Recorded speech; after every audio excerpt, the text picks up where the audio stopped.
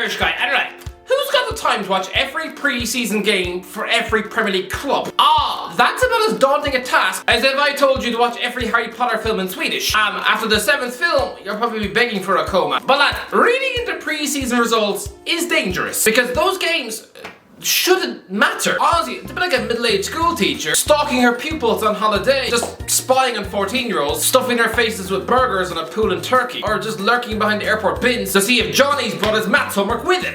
Probably not. So I know we shouldn't read into this, but still, I'm gonna rank every Premier League club on their pre-season results from worst to best. Right, let's go. 20th, Southampton. Okay, pretty simple. Southampton in pre-season have been about as much fun to watch as a nun playing checkers with the dog. I mean, they began losing 3-1 to RB Leipzig, which was predictable. Ralph Hasenhüttl is one of those managers whose blood has clearly been infected by the Red Bull sauce. Christ, well, if he drinks any more, he'll probably have a Buzz Lightyear themed crisis of faith when he tries to jump off the top of the stairs. No, Ralph, Red Bull does not give you wings. But I suppose Adam Armstrong did score against the Germans. No, the goal doesn't count, but honestly, in a Southampton shirt, he's looked about as dangerous as unbuttered toast. So take anything he can get. Then they played against Austrian side Klagenfurt, surely only because Ralph's son Patrick plays for them. So I hope those two had a nice trip to Costa Coffee after the match, because honestly, the game looked about as entertaining as watching two old men pick each other's belly buttons. Armstrong missed a penalty, they drew 0-0, a game so dull. Imagine the Southampton fans who were supposed to be enjoying a family holiday in Greece and just ditching their wife at the beach to try and hack into the hotel Wi-Fi to watch this on their phone. After the match, they'd be close to smashing their face off the mini bar. Again came another 0-0 using the new 5-3-2 formation, this time with Watford. Yes, Gavin Baznu got his first clean sheet, but they then rounded all off with a 2-1 loss to Villarreal. Although a highlight was newbie Joe Arrivo picking up the ball on the edge of his box, going past 3 players before belting one past Pepe Reina. Ozzy, look it up. Surely the best goal of pre-season. 19th Bournemouth. Bournemouth pre-season is supposed to reflect some sort of hunger and excitement to be back in the big time, right? And now, predictably, all it's done is just once again underline the fact that listening to Scott Parker speak is about as motivating as watching your school principal eating sausage rolls out of a dog's arse crack.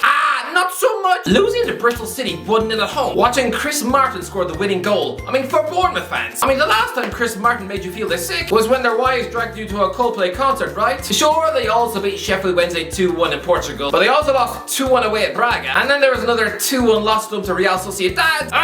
It's all a bit meh. 18th West Ham. I'm sorry, but for West Ham standards, this is poor. Yeah, you start a pre-season with a 2-0 win versus Swiss club Servette. Sure, that was great. Allowing the players to shake off their hangovers and run off those burgers they no doubt ate on the beach in Greece. Then they needed a squeaky 2-1 win over Ipswich, where Flynn Downs was probably booed every time he touched the ball. But then was a 1-1 draw with Boreham Wood. Yeah, stunning free kick from Saib Rama, great. But then an uninspiring 1-1 draw with Reading. And then there was a match with Rangers, which I'm convinced was only chosen so the Hammers fans could get drunk and pretend this was the Europa League final. But they lost that one anyway. 3-1, being utterly chewed apart by Rabio Tondo on a day where former Liverpool ham sandwich Ben Davies was paraded to the fans as if he was Pele in a wig. And then a 1-1 draw with Luton Town and a 0-0 draw with Lons. It's all just a bit bleh.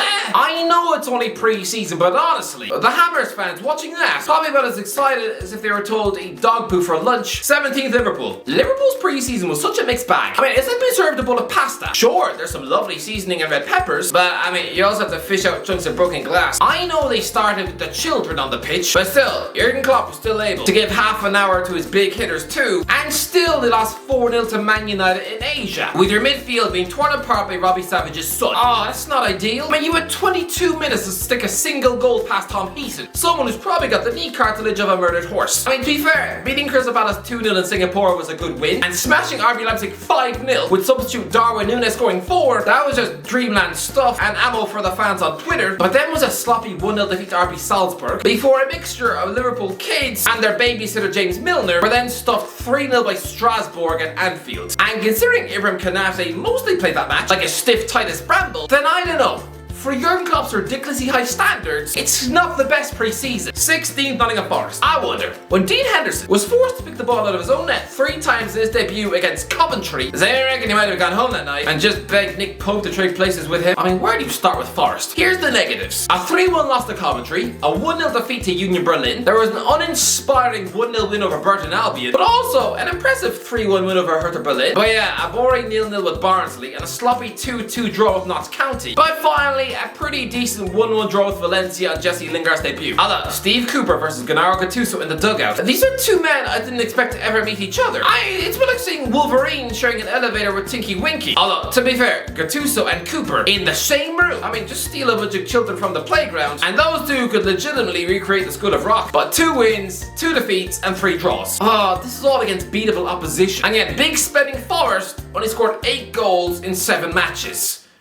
Meh. 15th Chelsea. I'm sorry, but if you factor the weight of how big Chelsea are, then their pre-season was verging on disaster. Sure, it began with a Mason Mount stunner and a 2-1 win over Club America in Las Vegas, but it looked like half the players had spent the previous night on the slot machines until 4 AM. Because did anyone see Reece James's own goal when he just passed the ball into his own net? It was like Kieran Trippier in 2019. And honestly, someone test his blood levels. Are we sure he wasn't stinking of whiskey and rum? I mean, the last time poor old James went on an alcoholic bender was when he was forced to work with Red Bull.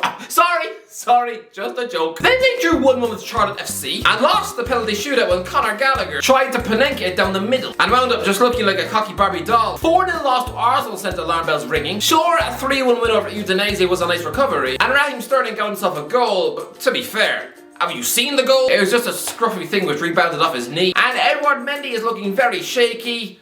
It's not been a good pre-season. 14th Everton. Okay, Everton have 2 wins and 2 defeats. Losing 2-0 to Arsenal in Baltimore, I mean, that's fine, nothing too crazy there. But then, getting smashed 4-0 by Minnesota United. Losing to the hometown of Prince and that screeching woman of Wizard of Oz. I mean, how embarrassing can you get? I know it's only a friendly, but even they were gloating on Twitter. Dele Alli missed an open goal, and Frank Lampard, Ozzy, probably walked into the away dressing room after the match, and Ozzy must have just threatened to scratch everyone's expensive car with a knife. I mean, he looked furious.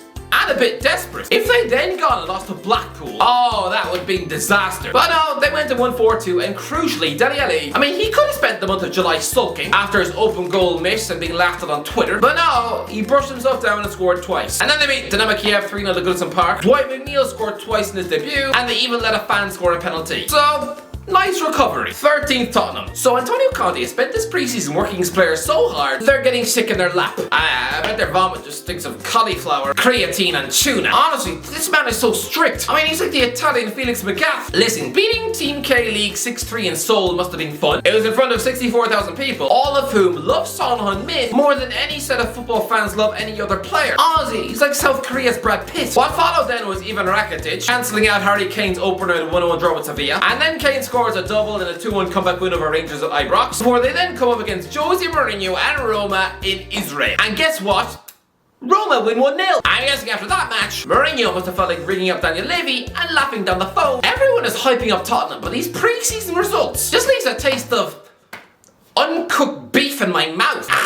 It's not great. 12th Brentford. Okay, just like last summer, Brentford beat Bournemouth 2-0. Okay, that was decent, but then they conceded a penalty in the last minute and lose 2-1 to Stuttgart. And then there was a pretty 2-2 draw with Strasbourg, where new boy Keane Lewis Potter got off the mark. But losing 4-0 to Wolfsburg will have had Thomas Frank chewing on his tongue until it bled. Aussie marquee signing Aaron Hickey being part of that Brentford defence, and he'll probably spend that night sitting in his hotel and debating whether or not to sack his agent on the spot. Then Ivan Toney scores in a 1-0 win at Brighton. I mean, for Brentford fans, it's always a good day when Neil Maupay fluffs his lines, showing the killer instinct of a paralysed ladybug. And then they capped it all off with a brilliant 1-0 win over Real Betis, dealing with the likes of Nabil Fekir and Borja Iglesias very well. So yeah, mixed bag, but mostly positive. 11th Leicester. Okay, so Leicester began pre-season by conceding 2 set pieces and losing 2-1 to Notts County. I mean, Wesley Fofana must have looked around him, and Ozzy wished he was at Stamford Bridge. Then they travelled to Belgium and had come from 3-0 down to rescue a 3-3 draw with sister club Leuven. I mean, with Kasper Schmeichel off to Nice, and his 25-year-old Danish understudy Daniel Iverson,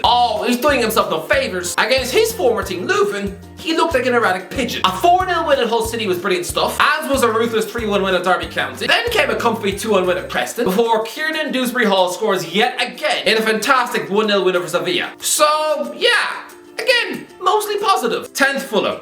Okay, so Fulham went to play in Portugal in the Algarve Trophy. Clearly, just Marco Silva could have brunch with his mum. But to be fair, they scored 2 penalties and beat high-flying Nice 2-0. I mean, impressive win, considering that ambitious club are going out there now just like Kasper Schmeichel and Aaron Ramsey. But then they got slapped 5-1 by Benfica. That wasn't great, but then they did record a 3-1 win over Estoril Praia and rounded it all off with yet another Alexander Mitrovic goal at Craven Cottage with a 1-1 draw with Villarreal in a match littered with Fulham debuts. So all in all, good pre-season, but still. Conceding 5 in one match. That bumps you down to 10th. Marco Silva is former Sporting Lisbon. Getting thumped by Benfica. Damn, that'll be like being punched in the kidney. Nice Newcastle. Okay, thumping Gateshead 5-1 at the training centre. I mean, that was pretty routine. Although, to be fair, they were only winning by 1 goal until the last 10. And you were playing against a team coached by Mike Williamson, so don't get too excited. But a comfortable 3-0 win over 1860 Munich was good. Then came a 1-0 defeat to Mainz in Austria. Then a spirited 3-2 loss to Benfica, where Miguel Almiron scored his 4th goal in pre-season. I mean, clearly that man took it personally when Jack Grealish basically called his Premier League peer a fat meerkat with the goal-scoring ability of cheese. They then had 2 quick-fire games at St James's Park. There was a dull as dishwater 1-0 win over Atalanta with a Chris Wood penalty, and then a slightly more entertaining 2-1 win over Atletico Bilbao, where Matty Longstaff played on a Friday night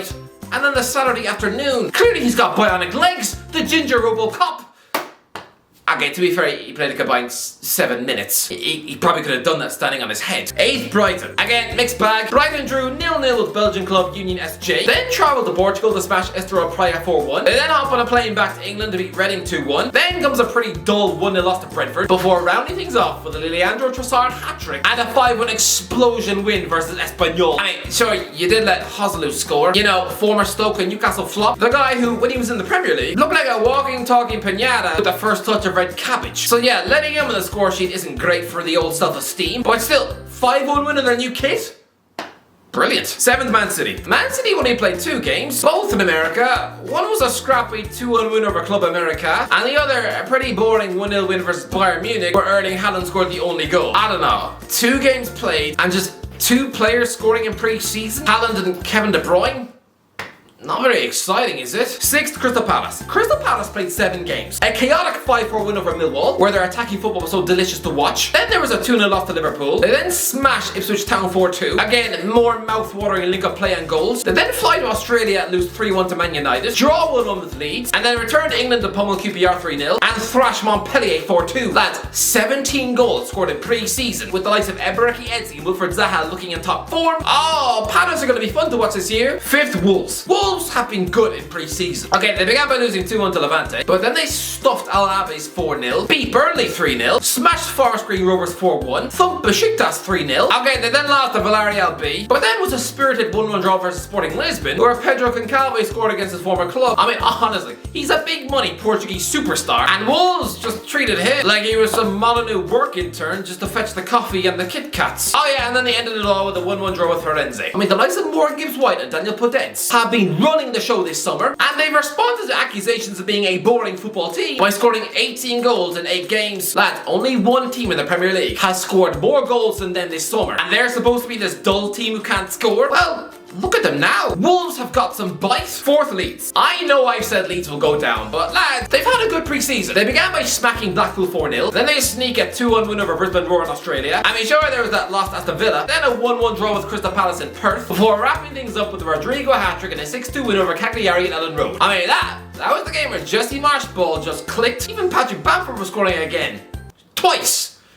So admittedly, not bad, Leeds. 3rd, Man United. Man United's pre-season is a tale of 2 halves. Sure, beating Liverpool 4-0 was brilliant. Then stuffing Melbourne victory 4-1 must have been a sweet little win, as was a 3-1 win over Crystal Palace. And then they went 2-0 up against Aston Villa. I mean, freeze it there. The likes of Jadon Sancho, Marcus Rashford and Anthony Martial were running riot in Australia. I mean, the club were scoring 13 times in just 3.5 games of football. Eric Ten Hag ball was looking beautiful. And then it changed.